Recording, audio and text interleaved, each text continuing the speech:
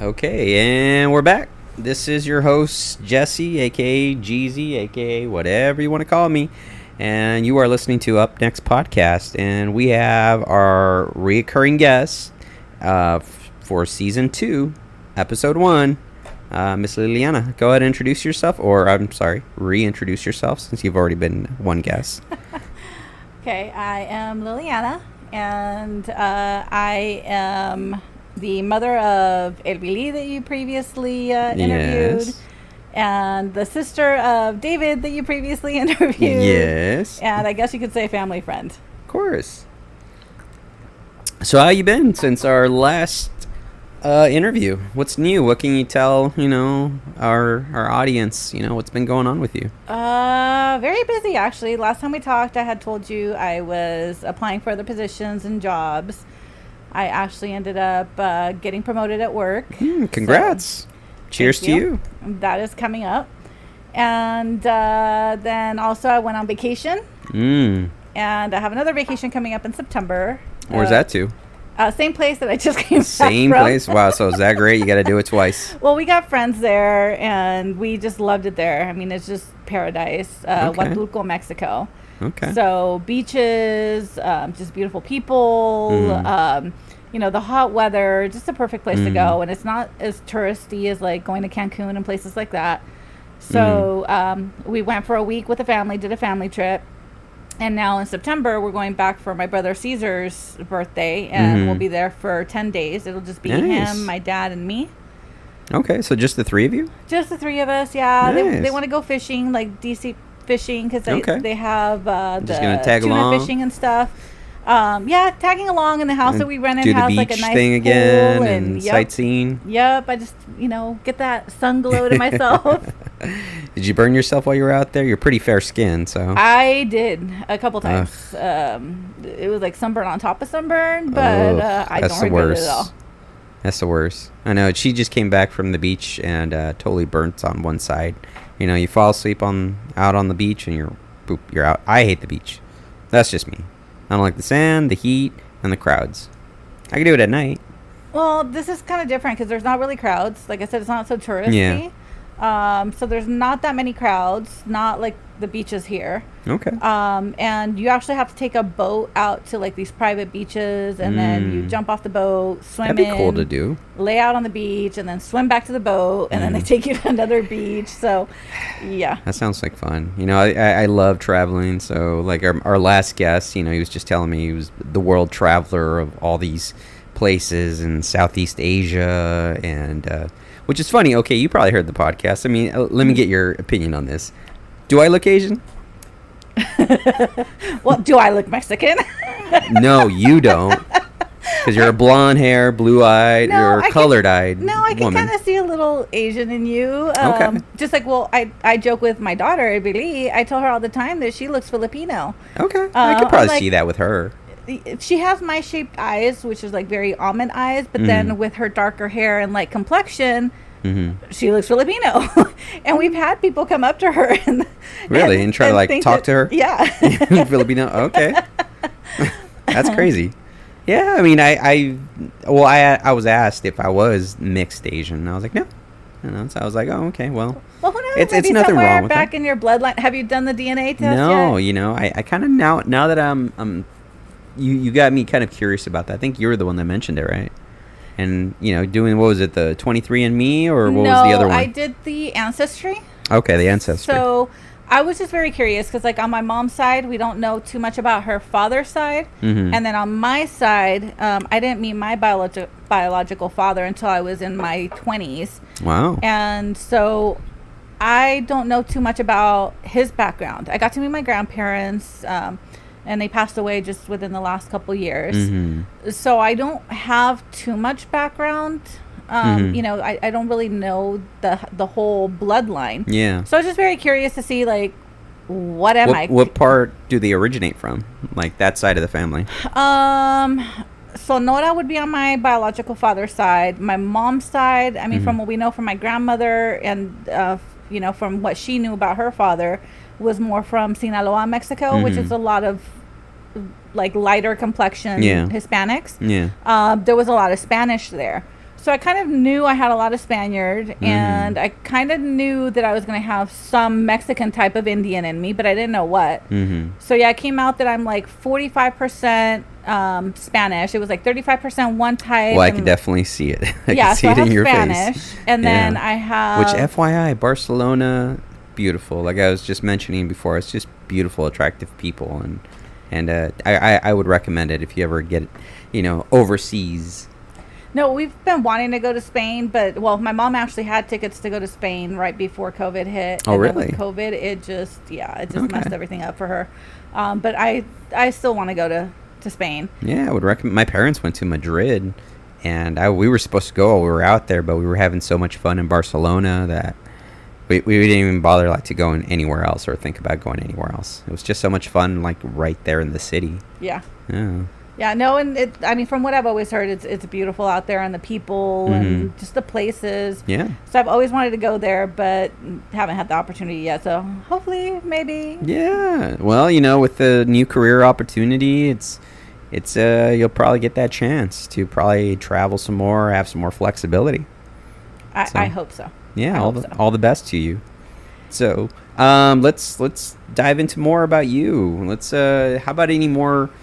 Because I'm really trying to poke and prod for really good stories. So give me something. You want the dirt? I see. All right. I want to get some nitty gritty. So let's see what you are open to sharing. So right away, what's a good story that stands out to you, or maybe something when you were younger, or maybe something when you're in your 20s or 30s or whatever. When people say, "Okay, give me the dirt," the first thing I think of what do you think of? I guess I gotta be honest, and I gotta say I've been engaged 5 times. What? I'm married twice. Okay, you got the infinity gauntlet of Jennifer Lopez with the 5 rings.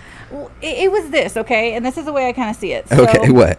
You start dating people, right? And they pretend to be one thing. They're on their best behavior. Of course, everyone puts their best honeymoon foot stage, forward, right? Yeah. But then you get to know them, and even though I always knew what I wanted and I didn't want, and I was very upfront, and I said from the beginning, these are the things I cannot live with. I will work with you on everything else, but these are the things I will not accept. They're just deal breakers for me. Absolutely, you should hold yourself to those standards. So once we got to the 6-month mark, or we got engaged because things were getting so serious, then it was oh, I got the cat in the bag. Yeah. So then the true colors come out. Is that what you're saying as far as them saying that? So now it's they can relax a little bit. They get comfortable, they relax, and then the true colors come out. And that's when the red flags came up, and all the things that I said I wasn't willing to take, they came out, and I was just sorry, but I'm not going to compromise. I told you from the beginning, these are things I will not accept. Yeah. Been married, no, just not for me, ain't going to do it. Well, that's good, because most people, at the end of the day, sometimes they do settle. Sometimes they just kind of go with what's it's okay, it's there, it's convenient. Why the hell not? But I like that, it's I always tell my sister, it's no, you got to hold yourself to those standards, and, don't settle for anything less. Well, no, and like I said, I mean, people said, well, why did you accept the engagement? Well, because when I accepted the engagement, they were everything that they said they were. So I got to ask, did you return all of them? Yes, except for one. Except for one. And that was because it was an agreement between him and I. Okay. Surprisingly, I think I've only ended one relationship on bad terms. Really? Well, it was you ending it on bad terms, or was it them just being an asshole? And them. Okay. And so I didn't even see him to give him the ring back. I mailed it to him. That's how bad it was. Wow, there you go. But all my other relationships have ended on good terms. No animosity. I could still run into them and say hi and be fine with it. But yeah, the one that I did keep was because we came to an agreement. He owed me some money, so I ended up keeping the ring. So did you ever pawn it or sell it? Actually, it ended up getting stolen. That's a whole nother story. Let's not get into that. But why don't we get into that? We're opening some doors, we're unlocking some memories, and we are, season 2, episode 1. Here we go. So no, because then we get into personal family issues, and I'd rather you can give me the gist of it. You could just say it was gone. Yeah, okay. All right. It was gone. All right. Some jewelry got stolen from my house. Okay, and that was it. I think I know what you're getting at, but all right, we'll leave that alone. I know exactly. Anyways, moving on. So I just have all these interesting questions. So my last segment, I had the lightning round, but this time I have some new questions. So let's dive into my new questions, and you give me some honest, truthful answers. And let's talk about with question number 9. What is a funny story your family talks about you that you would like to share? Actually, you know what? This recently came up with my dad, too. So Okay, great. I guess. Go on. Just so you can see what a rebel I was as a child. I love it. Let's go. So I was like, I want to say 4th grade. Mm-hmm. My parents really were never the parents that like went to my school. Mm-hmm. You know, they went to the awards assemblies, nothing like that at all. So a little hands-off kind of approach. Yeah, which I think that's most old school Mexican parents. My parents were a little bit like that. No, but the funny thing is they weren't like that with my siblings. But Really? I was the oldest, so maybe I broke them in. I don't know. But yeah, with me it was kind of like, okay. Or maybe because I didn't push it, I was just like, so moving on. Good. Go on. So I hated doing homework. Like, I would do all my classwork. Okay. But I hated doing homework. Of course. I think we all do. You know, being that I was still kind of learning English because Spanish was my first language. You know what's so funny, too? Mine was, too.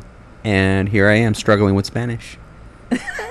Well, for me, I'm totally bilingual. I mean, I you got it in your bones, like, down to a science. Me, no. Well, and I even married, I mean, my first husband was a total Mexican. Total Mexicano. Born and raised, right? Yeah. Okay, well, he actually went to college in Mexico. So he was actually educated. So, yeah, I completely had to, like, relearn my Spanish back then. Well, we're getting sidetracked. Let's go.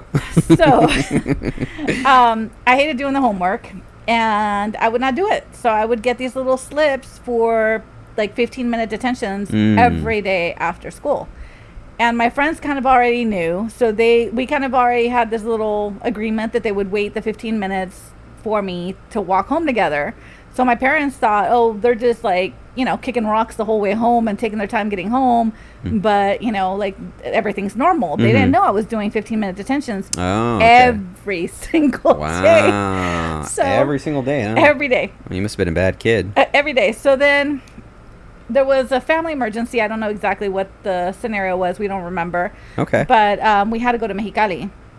And for the first time ever, my dad came to get me out of school early. Nice. And he gets to the school. They send him, you know, to the classroom. They tell him what classroom is mine. Mm-hmm. The teacher comes out and she's like, yes, can I help you? And he's like, yeah, I'm here to pick up my daughter, Liliana. Mm-hmm. And she's like, Liliana? She said her parents didn't speak English, that they only spoke Spanish. And he's like, excuse me? Yeah? I'm in the military. I'm an American citizen. Wow. I don't know what you're talking about. That's funny. So then she brings this stack. That's good. No, and that's sneaky sneak. Stack of detentions out Man. to my dad.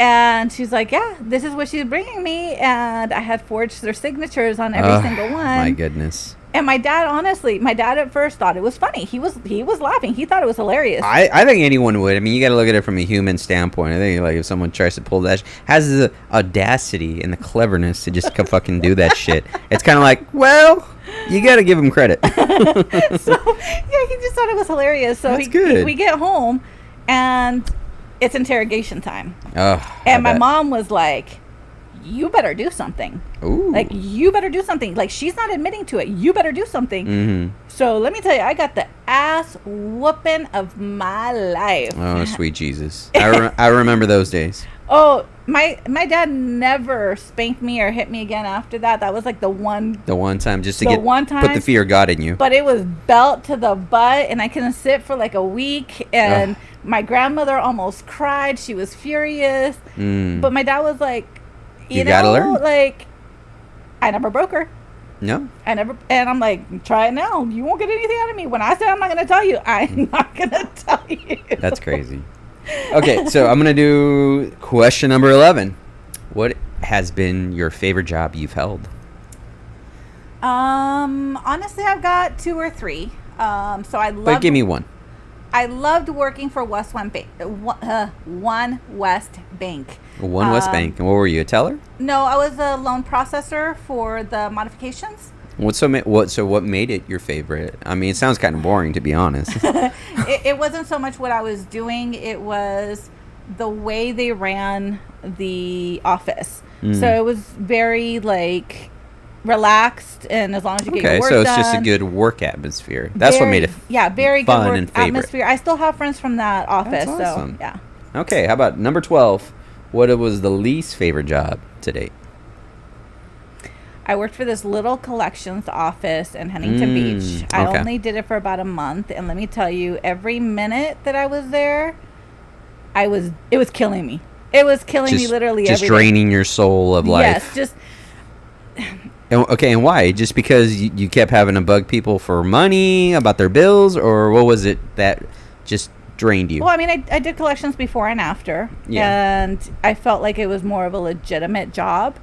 This place was doing fraudulent stuff, and it just, the atmosphere in the office, the way they wanted you to deal with collecting, I died. I literally died every minute I was there. Oh, that's horrible. Okay, moving on to 13. If you could go back and give your 18-year-old self one piece of advice, what would it be? Fuck it. Fuck it? Just... We're going to need some context. Don't worry about life. Don't overthink everything. It's like telling water not to be wet. Everything works itself out. Don't take everything so seriously. I like it, but here's the thing with that. Here's the thing I noticed. We have to go through those struggles to get where you are at now. So, yeah, you could say it now that you've already gone through the struggle, and you can be like, hey, you know what? Fuck it. It's going to work itself out, blah, blah, blah. And then they're going to look, okay, sure, and then just totally be like, not have that same wisdom or experience that you did. So... Yeah, you grow into that, but it still would be nice for somebody to tell you, you know what? It's going to be all right. No matter how bad things get, life goes on. Everything's going to be all right. I don't know how the song. I'm butchering. I'm the worst singer. Okay, if you could live anywhere in the world, where would it be? I don't know. You see those pictures of, those bungalows like over the water and like Tahiti, Bali, or... I know. Those places? Yeah. Bora Bora. Yes. I think Bora Bora. That's where she's always telling me, like, oh, yeah, I want to go to Bora Bora because of those little huts and the clear water, and it's tropical, blue skies, white clouds. I agree. That'd be awesome. All right. If you could have coffee with a historical figure, who would you choose? Whose brain would I want to pick? Yeah, that's a good one. I don't know. For some reason, I'm thinking of Abraham Lincoln. You know what? That's so funny. I hear a historical figure. That's probably where everyone goes to. But what about him? Would probably intrigue you. Obviously you think historical figure. That's who you think of. But is that really who you would want to pick? Yeah, I would just want to, pick his brain. I mean, he had a very interesting life. It's not just that, what he did, but just the life that he had and how he got to where he was. I would just want to talk to him and kind of like the conversation we're having now, just pick his brain. Yeah, I totally would. I'd probably pick some rock star or some other crazy great artist, but no, that'd be cool. Oh, but again, we're going to historical figure, so... if you won $10 million tomorrow, what would you spend it on? So, me and Robert, my husband, have had that conversation. We're like, what do we we all win the have? lotto? Like, what would we do?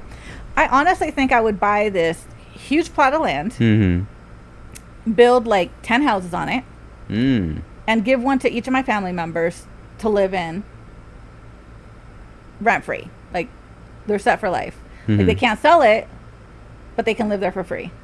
Okay. So they can have a better quality of life. Because if they're not worried about how they're going to pay their mortgage every month. True. That's the big one. I think to me it's more than giving everybody $1 million, Because $1 million bucks, that right there, it would probably pay for itself in what, like 10, 20 years of just, I don't know.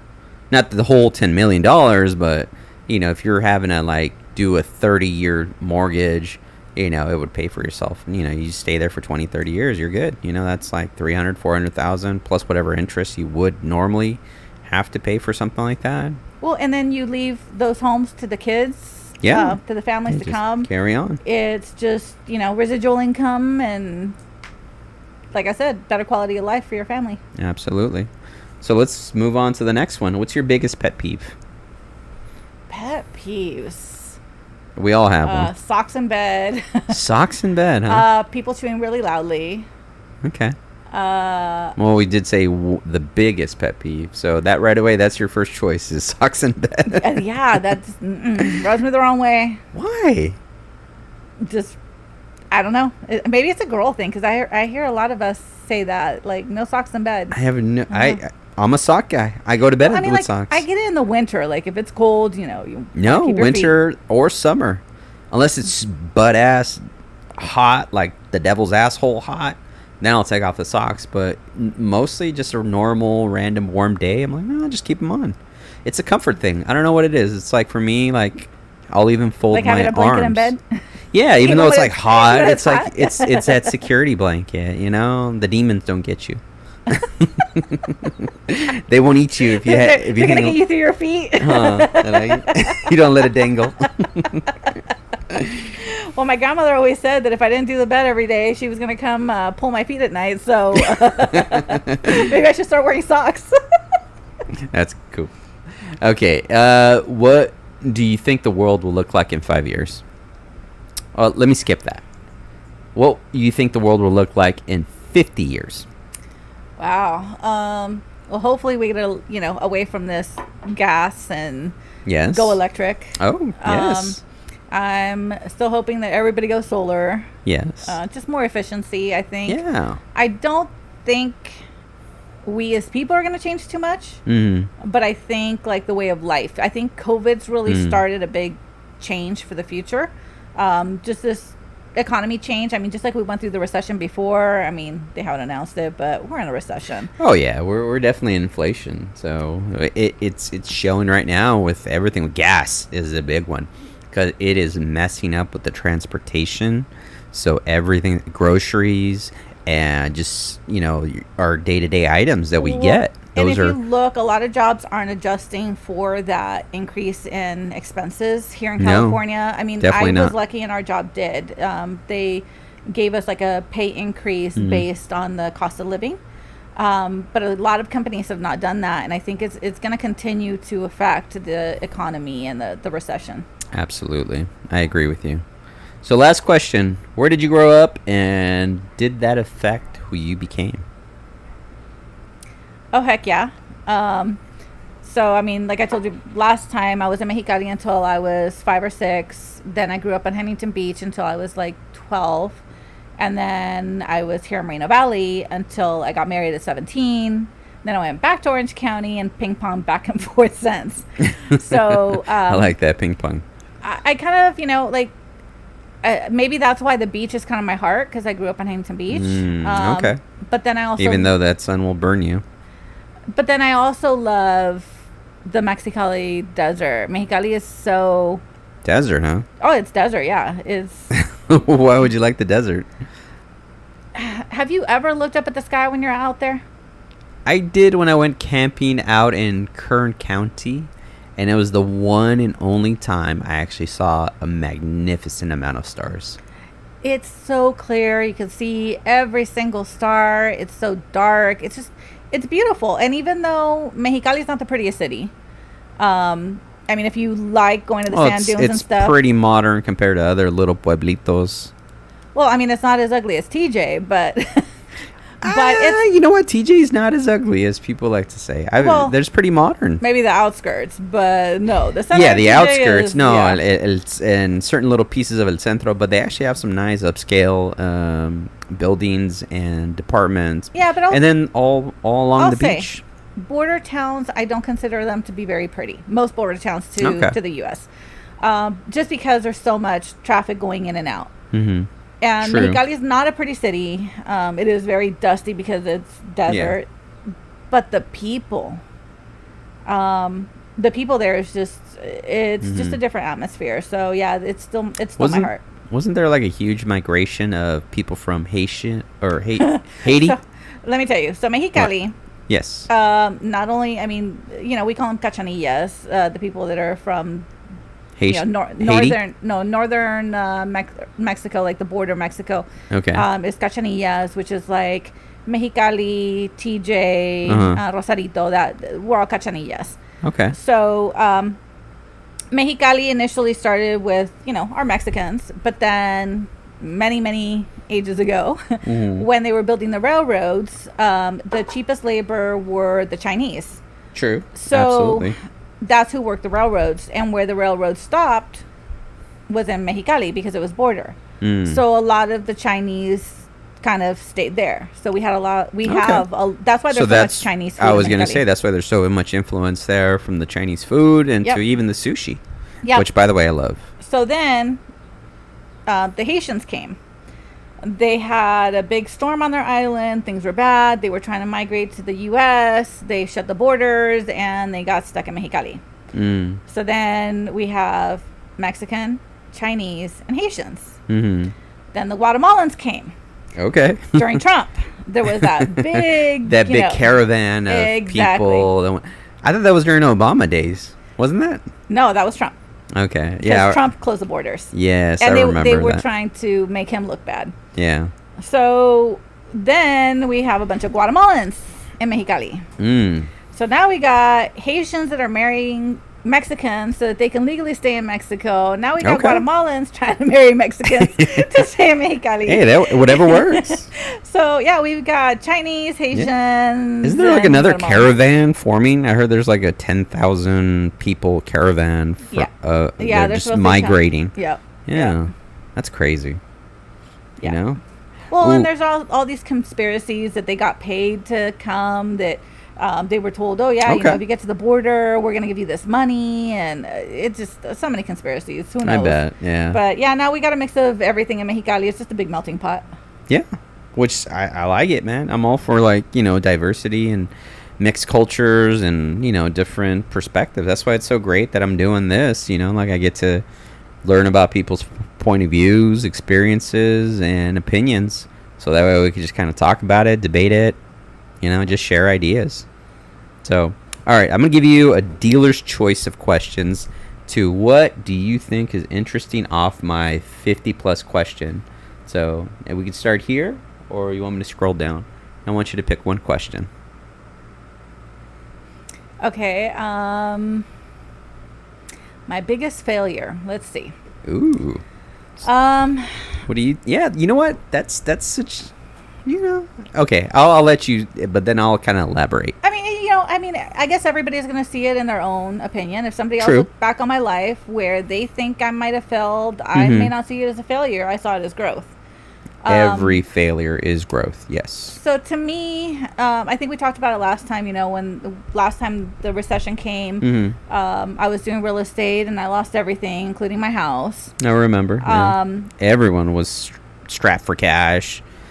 Yeah, desperate times, I'll tell you this much. It wasn't anything that I could have avoided. No. And I honestly don't see it as a failure because I prepared. I had 6 months, nest egg, should anything go wrong, and I was able to stay afloat for a year after the recession and still keep the house. That's great. Until I finally said, you know what, enough is enough. I'm running out of money. I'm now going into debt, and I got 2 kids I got to raise, and it's just not worth it. Yeah. So I finally gave it up. And funny enough, that's not the failure that I see in my life. So what was it? I would say the failure, now looking back, is at first I was afraid to take certain jobs or to take certain risks because I was raising 2 kids on my own. Okay. But I should have done real estate. Taking I should have done chances? other stuff. Yeah, I should have taken more risks earlier on. I think I would have had much more benefit if I had done that and maybe been able to go through that recession without having it hit me so hard because I had just started in that field. Okay. So I'm going to elaborate a little bit on mine, which I think it's the blessing in disguise.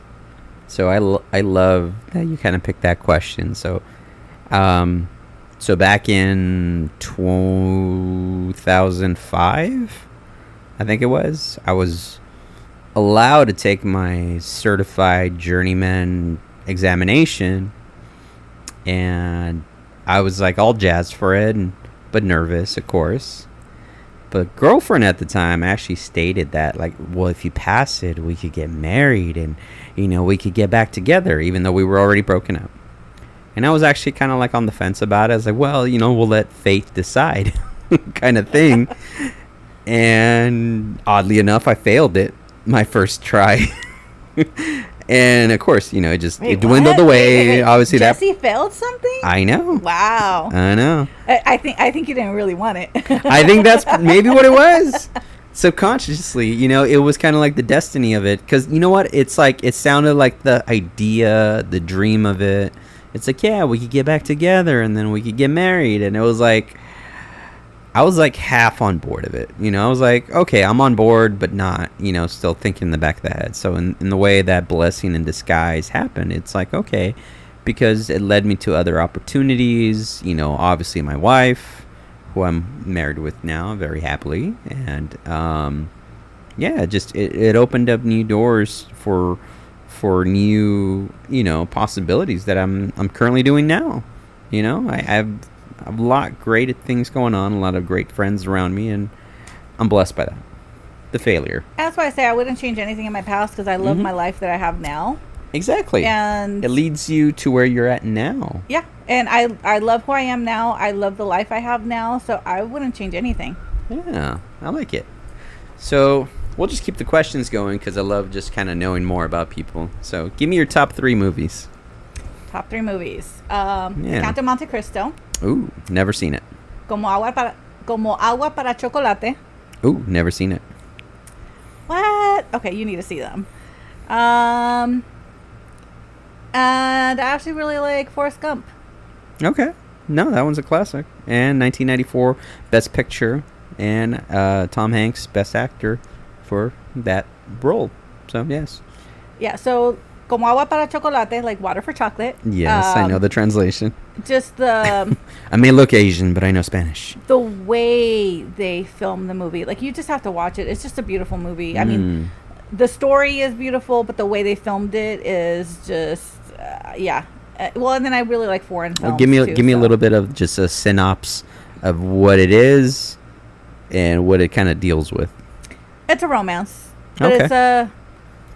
It's a sad romance. So she's in love with someone, but she can't marry him because she's the youngest child. So she was born to care for her mother when she's elderly. I heard of that. Isn't that like the old custom or culture that the youngest always has to take care of the parents? Correct. And then the mom ends up marrying the middle daughter, the middle sister, to the one that she wanted, to the guy that the youngest one's in love with. And you know what? It does sound very familiar.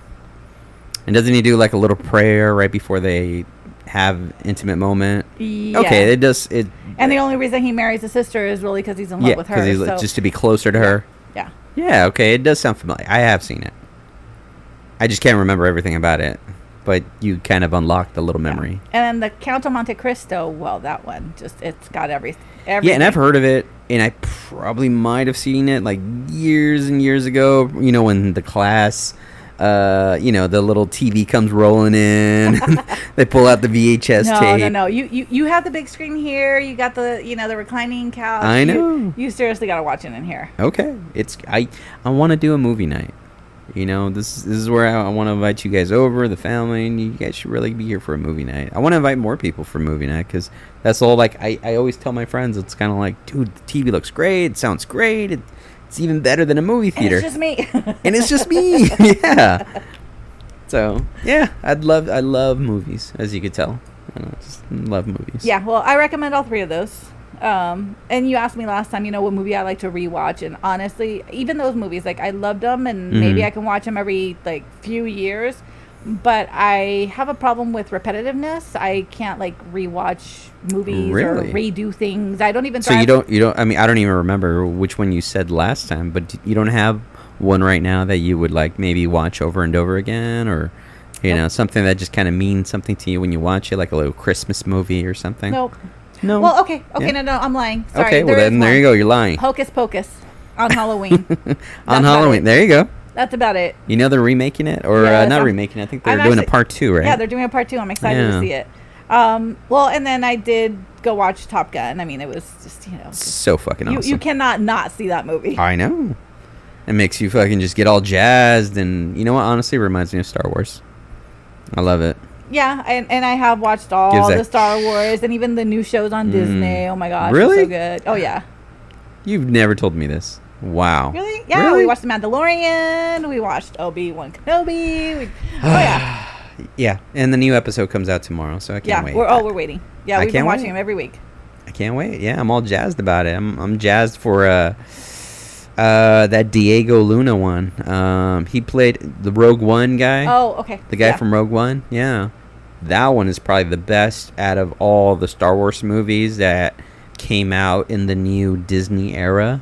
So that Rogue One, where Diego Luna, and they're trying to get the Death Star plans. I think that one's like my favorite. Well, and then I like all of the Iron Man superhero movies. I won't just say one or the other because it's kind of all of them. I was a big Batman fan for quite some time. Did you like the new Batman? No, I was kind of disappointed. I expected more. Really? I did. I liked it for what it was. I liked that it was a detective murder mystery. That's what his origins are, and it was like very much like kind of like that movie Seven. Yeah. With those heinous crimes. It was very dark in that way. Well, I mean, Batman was always supposed to be dark, but I just found this one. I don't know if it was just not darker than I expected. I think you had your reservations about it. Probably. Maybe. I mean, maybe I could just need to watch it again. I don't know, but I looked at it from just a blank slate with no expectations. I'm like, all right, they're either gonna like disappoint me horribly, or I'm gonna like it. Okay, so who's been your favorite Batman? The original, Michael Keaton. Okay. Well, he's not the original because it's Adam West. Yeah. But Michael Keaton, yeah. No, honestly, I have to agree there. The other Batmans, I don't know. Because he played him like a Michael Keaton. Because when you're a Batman, you talk as little as possible because you're trying to give that mystery. You're trying to give that like, holy shit, this guy could beat the shit out of me at any time if I got to watch what I say. Well, and I like when he played and they that. have to be when they do talk, they have to be very expressive with their mouth because you can't see their face. Mm-hmm. And I mean, well, it's the delivery of the words. It ain't so much his lips, but it's delivery of his words, his body language. How he does it. That is a Batman. Yeah, I thought he played a great Batman. No, he did. And I saw an interview with him, and he was just saying that in that plastic suit, because back then we weren't as advanced as we are now. Yeah. He was just saying he could barely move in that suit. Oh, absolutely. And which, by the way, he's making a comeback. Michael Keaton as Batman in the new Flash movie. FYI. I have to check that out. Mm-hmm. Yeah, the little trailer came out for what do you call it? The Flash, and it actually had him in the Batcave, and it had the little what's that? The little drape cover over it, and it was the shape of the old Batman mobile. So everyone loved that Batman mobile or Batmobile. Been the best one. That's been the best one out of all of them. It was iconic. Oh yeah. It was so iconic, and honestly, like I think the Batman Returns is probably my favorite out of all of them because it had that little sadness to it, which I think everyone could relate. I think it was that first time people saw villains like they're the victims too. So it kind of gave them like, they have a sad backstory. It's like the Penguin, his parents throw him in a fucking river. It's like that's pretty fucked up, and then Catwoman, the boss treated her like shit and killed him. And the movie with the Joker, I was impressed with that one. I mean that was pretty good. And just like you said, getting the backstory, getting more about what made them crazy, and it's just, to me, all of that is like really interesting. I get all into the little whys and hows, and I mean, there's a reason I studied psychology. So I think we had this off-topic conversation before we did the podcast with you and your daughter about the whole reason why do you guys are so interested in forensic files or why are you so interested in murder mysteries, and it's like the why. Like, why would they do that? The psychology of it. What makes people like, why? flip? Like, why do they do it? Why are we who we are? Why can you have twins and have one twin be one way and have the other twin that was raised identically be completely different? Exactly. And that's so great. There was this documentary that had these, I think it's triplets. They were all taken away from the mother, and then they were put in a foster, and then it was actually a social experiment. I think there's a documentary on it. That's the one I'm talking about. Yeah.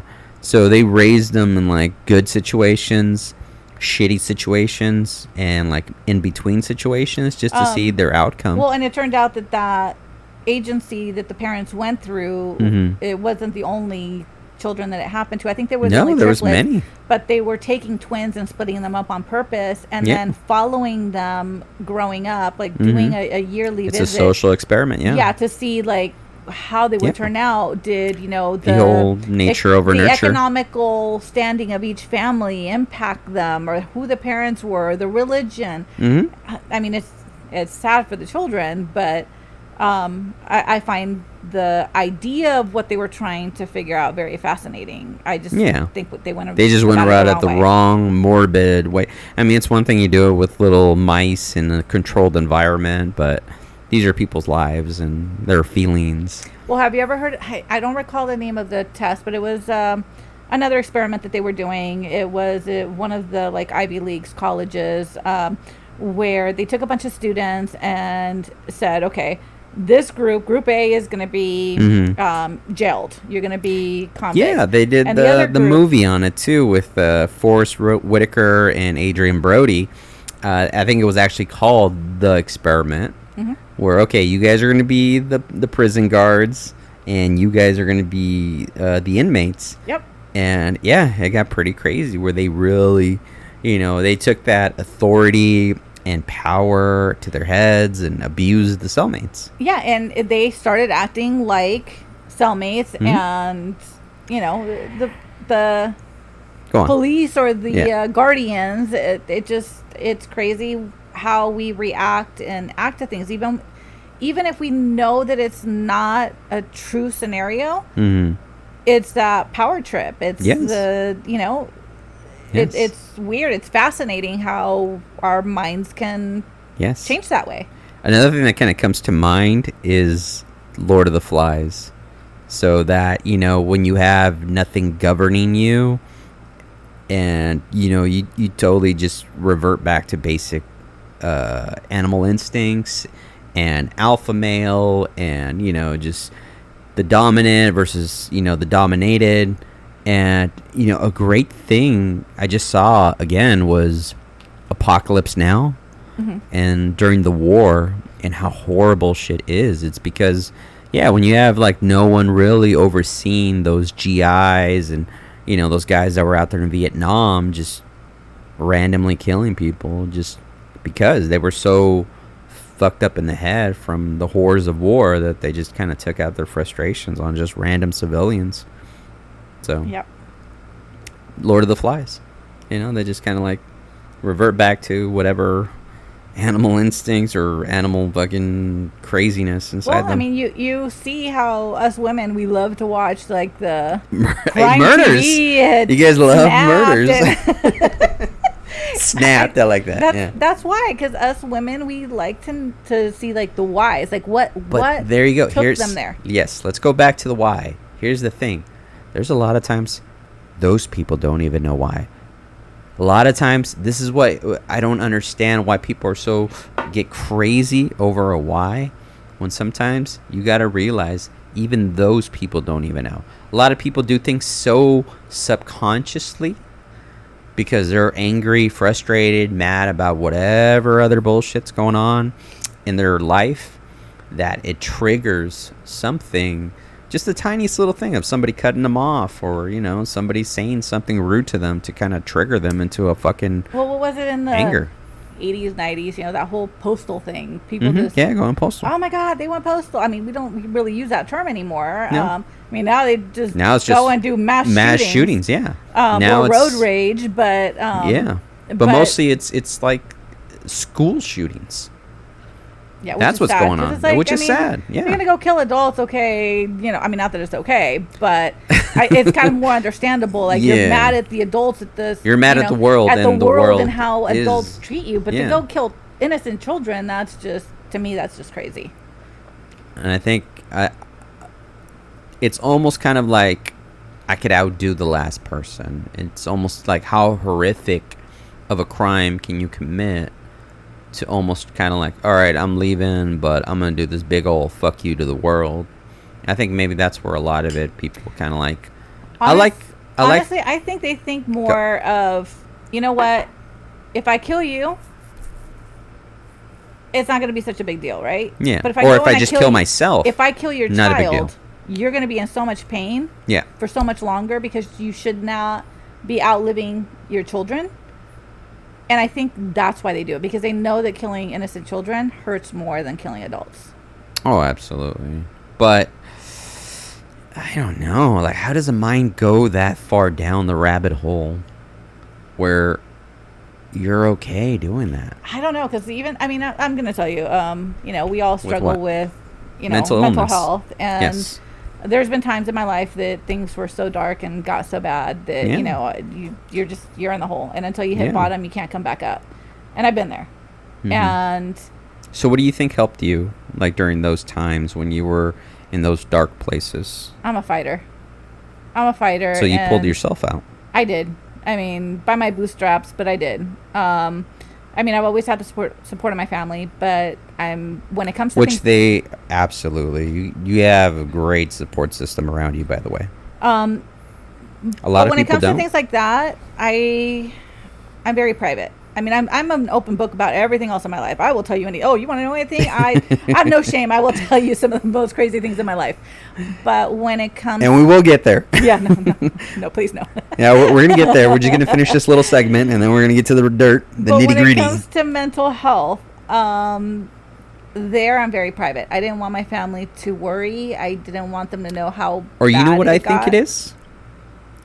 I think you're afraid to show weakness. You have this very strong disposition where I don't think you like to accept a whole lot of help. Yeah. I accept help. I do accept help from my family. But to an extent. Well, so I'm the oldest of the children. Yeah. So anytime my siblings have had problems, they've come to me. Yeah. And I'm kind of the more setting the example one. Yeah. So I guess maybe that was a reason. Maybe, I think so. Or just not wanting to admit because you're ashamed that, you've hit this super dark place. I didn't want my kids to see me weak because I wanted to set an example for them and how strong I want them to be. Mm-hmm. So I guess that too was part of it. But yeah, I've had some really rough moments in my life, but no matter how dark it got, and I might have considered suicide, but I would never consider hurting anybody along with me. Even at a point where... that's what makes us human. I was going through my divorce, and things were... I told you, with my first husband, things were really bad. They went dark, the divorce. I know. And I got to a point where I would have panic attacks as I was driving to work. So I was driving from Moreno Valley to Anaheim Hills. Mm-hmm. And this was during a time that traffic was just, oh my God. It back in those days, it was like a 2-hour drive. Yeah, there was no fast track. 4:00 in the morning to get to Anaheim Hills, to be there by 7. It was craziness. And coming home, it was another 2 to 3 hours. And it just killed me to be going through all the stuff I was going through. Stuck in this horrible traffic. That's what happened to me when I was driving to West Hollywood. Oh, yeah. I remember I was 3 hours. Yeah. 3 hours there, 3 hours back. So I was 6 hours of my day just sucked out. Well, but if you look at that mileage, okay, yeah, you were going through LA. You're doing how many miles? I wasn't going that far, and I was still doing the same amount of time on the freeway, but it was just the traffic at that time because the freeways were so small. They didn't have the fast track. They didn't have the carpool. It was just bad, period. Yeah. And so many times, I would have panic attacks as I was driving, and I considered, I don't know how many times, just taking my car. Did you ever pull over? Oh, yeah. Oh yeah, several times, and just started screaming in my car. Yeah.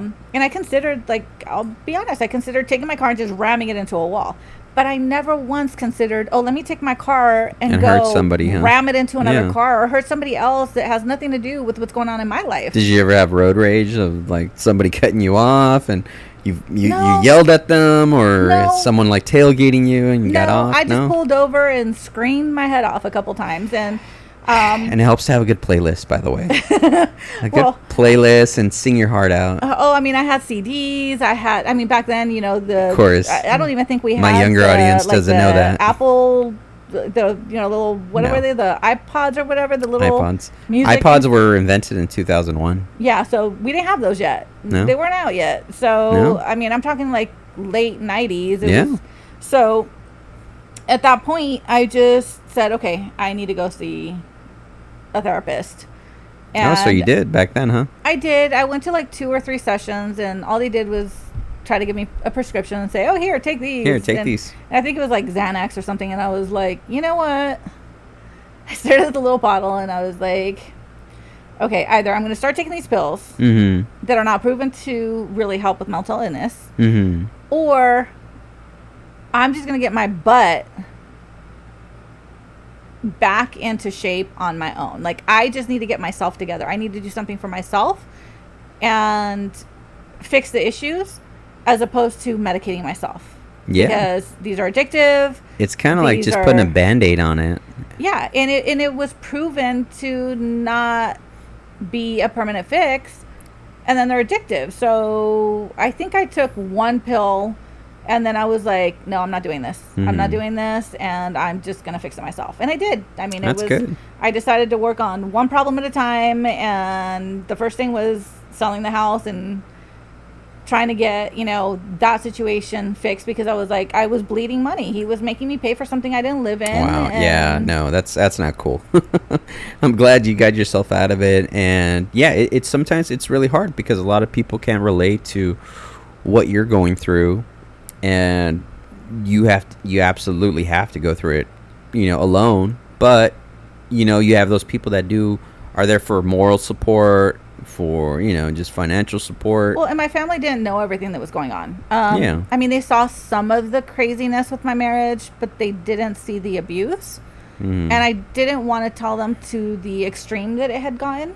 Yeah. So it was kind of a, you know, well, you know this because you saw it, but I don't want to tell you more. Like, you know, I wanted them to still be able to see my ex, like when we exchanged kids or birthday parties or whatever. And I knew that things they were very bad at the time, Yeah. but I had hope with the years they would get back to normal. And I didn't want to have that burden on my family of like, oh, I hate you because you did this, or, you know, I can't stand to see you because you did that. So Can I ask you a question? During this time where things got bad, I mean, I would assume this because only I've heard this with other women, and I want to just kind of get your take on this. Did you ever just at a point think it was you and you kind of just blamed yourself? no, but I took the responsibility of what was mine. Does that make sense? Yeah. So Well, let I me didn't finish blame my him thought completely behind that. for it. Why I asked it, because it's like I hear that a lot.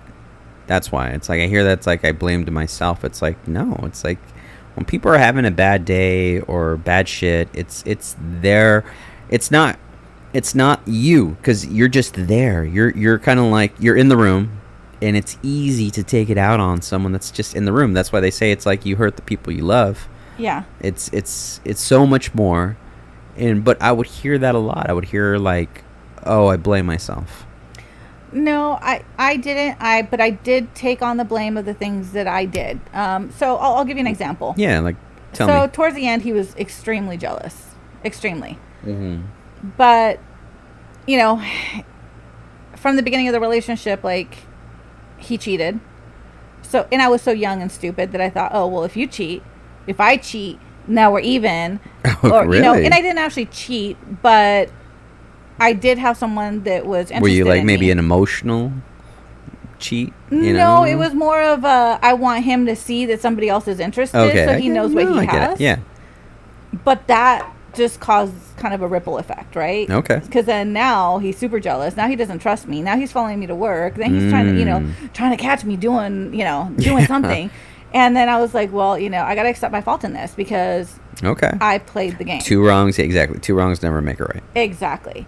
So, I mean, yeah, he never caught me doing anything. And by the way, Gandhi said it best. An eye for an eye leaves the world blind.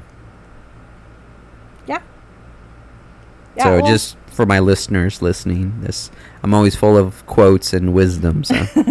Well, and that's where I wish that during my marriage, maybe if we had waited until we were a little bit older, things would have been a little better because we would have been a little more mature. I mean, I was 17 when I got married. Jesus, Mary and Joseph. I was 28, 29 when the marriage finally ended, when the divorce was finalized. 28 or 29? I filed when I was 28, but I think it was finalized when I was 29. Okay, so...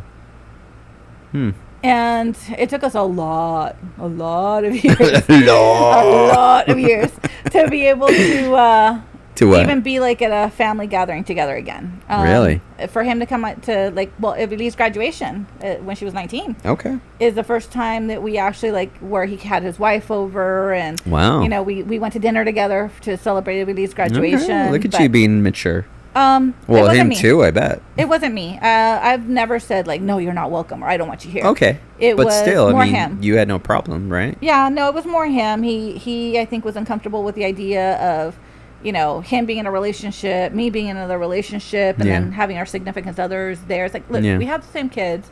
If we're all there for our kids, which you know what, I have seen it with friends, parents, and they hang around, and it's really wild to kind of just see that level of just comfort to be there. Exactly how you say it. It's just how do you see my parents? What do you mean?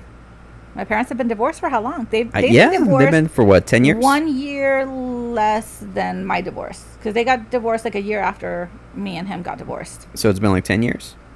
No, 15, 16 years. That long? Yeah, I've been divorced. Wow. I've been divorced 18 years now, 17 years. Okay, but that's, I mean, yes, great, getting along and all that. But, I mean, how you were just saying, it's significant others. And they've come around. Yeah, I don't know about significant others. Exactly. My parents are still they come around by themselves. They don't bring significant others around. Exactly. That's what I mean. But to have that level of maturity and understanding, it's they're okay bringing their significant others, and it's just one big melting pot of family and friends. In the last year, I mean, he's come over.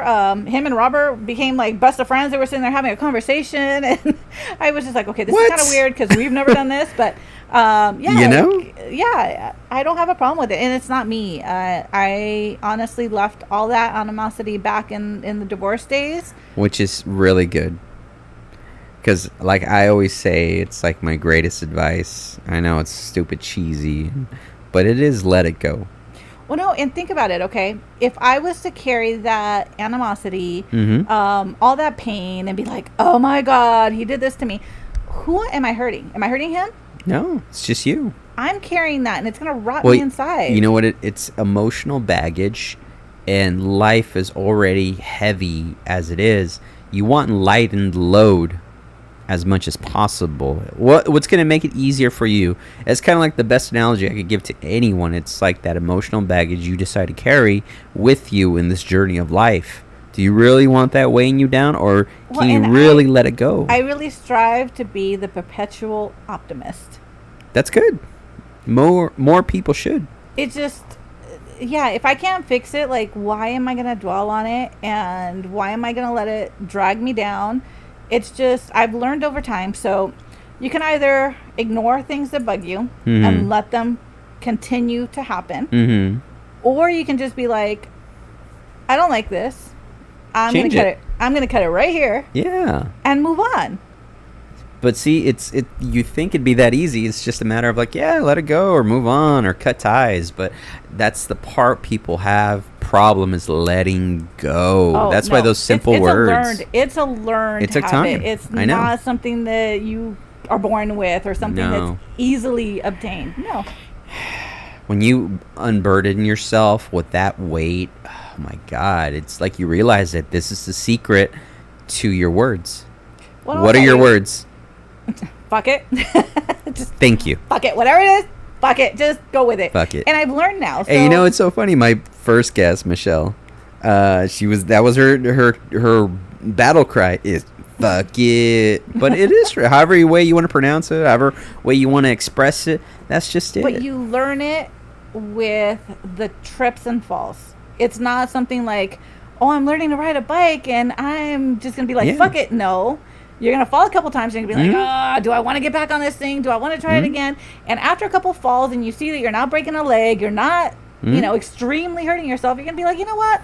Fuck it. I'm going to keep trying this until I get it right. Fuck it. You know what? Life's short. It is. Life is short. It is, and what's the worst that can happen? Experience the things you want to experience. Like, again, friend Michelle, she went bungee jumping. That's just one of those experiences. Well, I told you that's the first thing I did after I got my divorce. I went bungee jumping. I was like, ain't no fear gonna hold me. No fear. Exactly. Fear is the biggest ball and chain that's gonna stop you from doing the things you want. I mean, I was controlled by my marriage, and once I was out, I was like, well, the only other thing that's controlling me now is my fear. So guess what I'm gonna go do? Whatever you want. And what's the worst thing that could happen? I mean, to me, my fear was, oh my God, heights. So I went and bungee jumped off this huge bridge with like, I did not see bottom. Did you see Bungee America, or where did you go to? I don't think it exists anymore. It was this company that took you up in Big Bear to this. It was an old railroad bridge off the side of the mountain, and you just bungee jumped, but there was there was no bottom. You just bungee jumped off the cliff, and it just forever back up. Yeah, that's so funny. Yeah, the one we went to was like 5 miles inland. So we were at the cars, and then you had to do hiking 5 miles, and then 5 miles back. And Jesus Christ, I'm like, okay, this is the peak of my fitness where I've been working out and top shape. And I'm like, I got this. Oh, I got it with my backpack. And holy shit, that walk kicked my ass. Well, yeah, this was a hike too. I don't know how many miles it was, but yeah, it was a bit of a hike. And I think I was like 29, like I said, 29 or 30. Yeah. And yeah, I was pretty fit back then. But oh yeah, it was. I mean, just. And then thinking every minute, every step that you're taking, oh my God, I'm going to go jump to my death. But, just taking that next step and getting there, it really taught me a lot about how I wanted to approach life. That's great. From that day forward, I've approached life a lot different. We all cope in different ways. It's like, again, like when I try to like restart life myself, what did I do? I became a born again Christian, looking for answers. We all go through our little phases of changes. We all go into our little cocoons of, let me wrap myself in the things that I think will help me. And then we emerge as this new person. Oh, I don't know how many emerges I've had. Hello, world. So, I mean, at one time I was engaged and I was about to move to Omaha, Nebraska. Then my divorce. Then now, being remarried, after 45, I've reemerged several different times. But I can't complain. Like I said, I've had a good life. There's been ups and downs. Yeah, that's what life is. We're always going to have them, but it makes us who we are, and I like who I am. I like where the I am. obstacles, the struggles. It just makes us stronger. So life doesn't get easier for those listening. You know what other thing life teaches you? What's that? Patience. That's not something that you're born with. It takes some people never learn it. Some people absolutely are speeding through traffic, road rage, snap at... Are you talking about Robert? Because let me tell you. Or snap at a child for being a child. Like, how can you not have the patience to know that it's a child that doesn't know, is ignorant to the world? It's like... All right, if you're snapping at a child, are we talking about the Karens of the world? I'm talking about the assholes that don't learn patience, that don't know how to understand or don't empathize. Some people don't want to. Empathize with what's going on with those other people. Yeah. I'm just saying. But like I said, it's part of self-growth. Some people don't want to grow. Yeah. You would think people would learn patience. You want to give humanity that credit. It's a learned practice. It is. But not everybody wants to learn it. Mm-hmm. I give the children and elderly a pass. You know, because obviously it's like kids, they don't know any better. Kids are kids. You can't get mad at, like, you know, they're trying. They're going to eat paint. They're going to fucking, you know, stick things in their ears and well, I hate to tell you, but their nose. Elderly go right back to that. Yeah, they all go back to that because they lose those little things that makes you an adult. And well, to me, it's we've been there and we're going there. So yeah. We have to kind of understand and have patience for both because we've been there and we're going there. Yeah. So how would we have wanted somebody to treat us in those scenarios? Exactly. We all look for safety and comfort and understanding, and we look to those that, you know, are supposed to teach us or are supposed to take care of us. It's like when you're a kid, you know, you're supposed to teach us. We don't know any better. And then when you're older and elderly, it's like, well, you're supposed to take care of us. So we look to those. But how about those parents that don't educate their kids and just let them run amok? Yeah. Where you're just like, apathy. Somebody needs to slap that kid. You know, it's like people ignore shit. It's easier to kind of just get angry, you know, over something that just means nothing. Yeah, see, and to me in those cases, I'm not even upset with the kid. I'm upset with the parent for not educating their kid. Yeah. Like, I understand that a lot of parents nowadays, they don't believe in the same systems that we had in the past. You know, the spanking or I'm going to put you in the corner or, you know, it's like, no, let me teach you. But I see kids now, they're afraid of nothing. And when you're afraid of nothing, what's going to make you do the right thing? Like, they have no religion. So it's not like I'm afraid of God. I'm not afraid of my parents because what are they going to do? They're not going to do anything. They're not afraid of the teachers. And now there's no respect. So I know. Where are we going? Well, those kids, obviously, they don't have enough structure. So they don't have enough structured discipline. So you need that. And I was having this conversation with a friend too, by the way.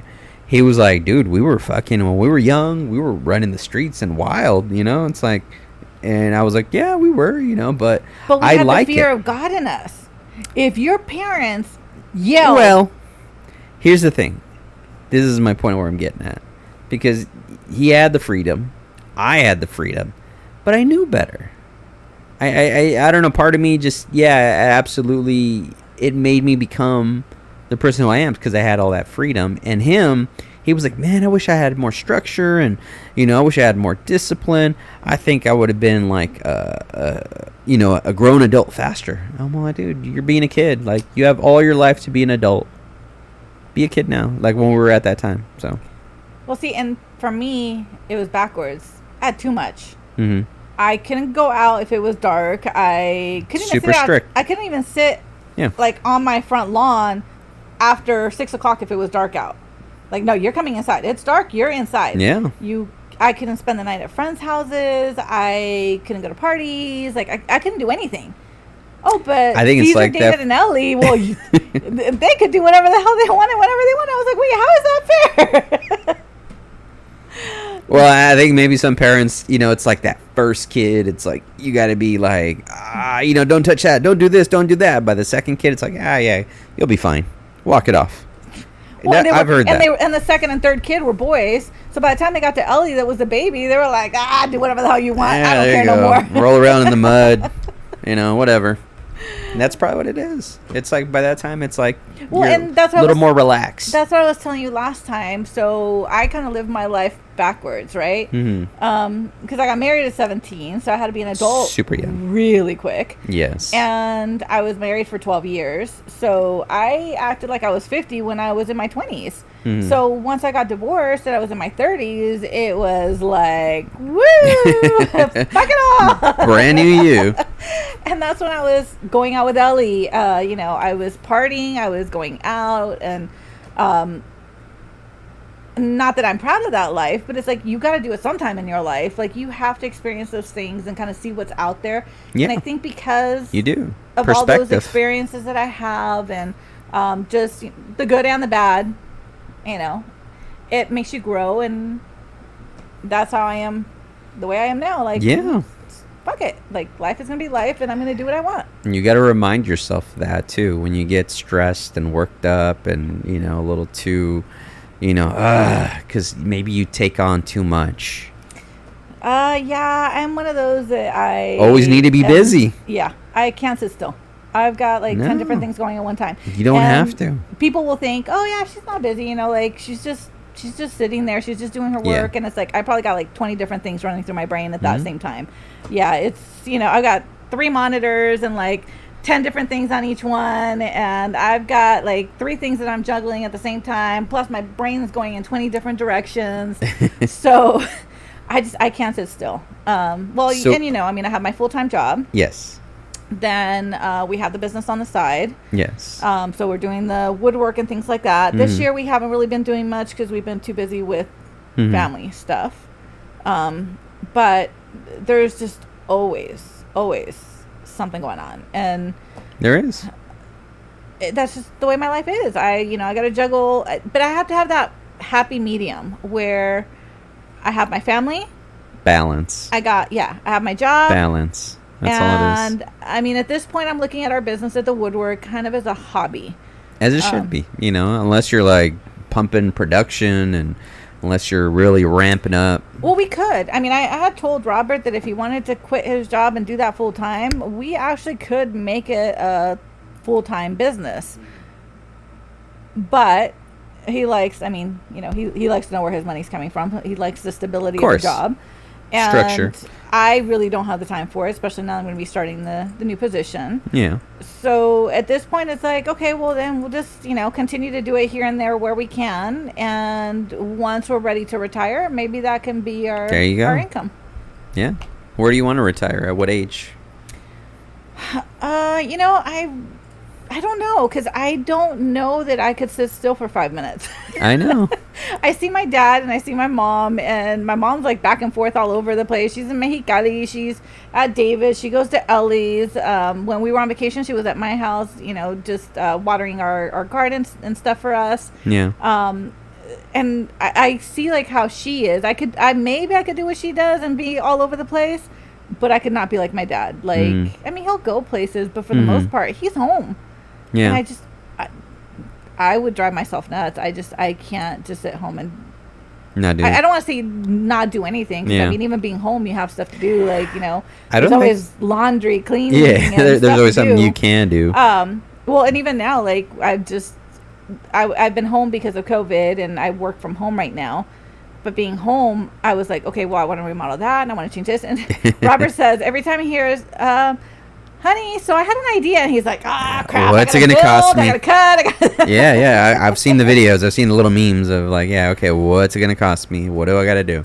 Oh yeah, and so we remodeled the guest room. I make it an emphasis, like, no, if you want to do a project, guess what? You're helping me. Guess what? That big old closet, little hang thing. Give me the pieces. We're doing it together. Otherwise, it's gonna lay there. Like, you gotta help me out. It's a effort. I have you no problem wanted doing it. Like, I have no problem doing it. Yeah. And I'd be more than happy to like paint the bathroom or do whatever. Yeah. But he cannot have me around. Like, he's the kind of person, he has to work on his own. He can't work with others. So. Oh, I will do that purposely, just so like, you want to get another idea? It's like, well, you're gonna have to help me out. No, he kicks me out. I like purchased all this stuff for the guest room. Yeah. But he painted the room. He like painted the closet, the doors. He painted the bathroom. He built me the bathroom cabinet for like the toilet paper and stuff. Yeah. He made that from like our business stuff for me. And I just go in and I do like the details, let me get this cute little thing here. Yeah, let me twist the little screw. Well, and I picked out like the vanity light. I picked out like the towel rack that I wanted in there. So I buy the stuff, I bring it in, he puts it up. So yeah, it's a group thing. Sure. No, like, obviously I do my own decorating here, but when you look at her room, which is all pink and painted it herself, there's a lot of patches that are unpainted or whatever, but, there's still a lot of stuff on the floor. And I always tell her, like, when are you going to fix it? And it's like, I don't know, but, to each their own. They'll work on their own speed at their own time, so whatever. And see, I'm not like that. If I get my mind on something, I'm starved to finish. Like, I want to get it done. Yeah. So. Oh, no. I'm not, again, I not gonna talk bad, but wifey will start one thing and then jump to another thing and then jump to another thing. It's like, okay, well, nothing's getting done. And again, there's a lot of great examples of that because I've seen it on videos where people are like doing the same thing. So it's not just a guy and a girl thing. It's a guy thing as well too. Like somebody will start something and then they'll go to another thing. Procrastinate at least a little, right? I mean, I'll tell you. So we do procrastinate, but it's like, don't jump to something else. Well, no. So my bedroom, right? I hate my bed. Okay. I hate my dresser. Like I want a whole new bedroom set, but I can't really do anything about that because until we can afford a whole new bedroom set, what's the point of like going in and painting the walls or changing things if I can't just? I would prefer just to, when I sell the bedroom set, take everything out, just clean slate, paint the walls, do everything, get the new bedroom set in, and we're set. And he's just like, well, why don't we do this? And why don't we just paint the walls? And I'm like, why? Like, when we do the new bedroom set, we're probably going to scratch it up moving the bed. We're going to, you're going to have to repaint anyways. And the bedroom set that we have right now is like, it's heavy. So the dresser has marble or granite top. So it's super heavy. It took like 4 guys to even put it into the bedroom. And yeah, it's. Here you go. Yes, I'm freshening the drinks, by the way. And so the way I see it is, I don't want to start something until I know that we can actually finish it. Why do it partially or do it, half-ass? So that's kind of where we're at right now. The bathroom got redone and it's now gray, but the bedroom's still brown because I don't want to do it until we get rid of the bedroom set. So I guess we all have a little bit of procrastination, but I think to me, I at least have a little logic behind it. No, it works out. Whatever helps. Well, when it comes to work, I get my work done. When it comes to, the other bedrooms or other things, I get them done. But yeah, when it comes to my bedroom, that's where I'm like, cheers. Cheers. When it comes to the bedroom is where I'm kind of like stuck because I'm like, I hate the stuff that's there and it just doesn't motivate me to change it. Well, when I get my heart set on something that I want, I get her done. If I want curtains up for my blackout curtains for the theater rooms or certain pieces, I want it done. I want it done right there and then. I don't want to have to wait. Because once you start on the path, it's like, okay, well, you have to have the foresight to like, okay, if I'm going to start on something, I know where to go. I know where it's going to end. So you do it. Little ins and outs. So let's hop back and, well, actually, you know what? Here, since we kind of talked about movies earlier and you gave me your top 3, which is, I got to watch the other one just to refresh my memory. Give me your 3 favorite shows.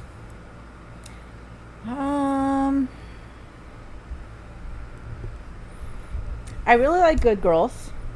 Okay. Never heard of it. Really? Never. Oh, wait. Yes, I have. Is that the one with that Mexican cartel dude and the 3 different girls? Okay.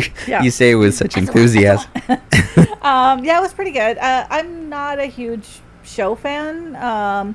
I mean, back in the day when I was growing up, I was, I watched all those, Growing Pains and... the little sitcoms. Yeah, but now, like, I don't... Okay, so since COVID, I watch a lot of TV. But prior to COVID, I really wasn't watching TV. As a matter of fact, we were not paying for cable. We weren't, I get it, yes. I wasn't watching shows. Good Girls is one. What's the other 2? I mean, since you just said you watch so many shows. All the ones that have been coming out. Okay. I've been watching all those, and I'm really enjoying them. So which one would you put above all those as far as your favorite? Was it The Mandalorian? I did like The Mandalorian. Kenobi? No, I think I like The Mandalorian better. Yeah. I like it because I think it is a fresh take on something that isn't about the original Star Wars. Yeah. So I like it. Yeah, I really like that one. And then my third... What would you say? That 70s show. Okay. I just see myself, like, Fez, you know. I was that odd Mexican kid out, like, where we was like, what? I mean, all my friends were, like I told you before, they were either white or Asian. Yeah. And then here's this, you know, weird Mexican kid coming with, like, the weird candies or snacks. And they were like, what is that? You know. I mean, now you see more Hispanics and stuff. But back then, there really wasn't. So, yeah, I just really felt his pain. Good stuff. I think this is where we're going to end it because, you know, I like to try to make it an hour, and sometimes I do make it longer just by not even thinking about it. But so, any final last thoughts? Any closing quotes or any funny story you want to share with us before we sign off? God, you always get us. I know tough questions. I put you on the spot.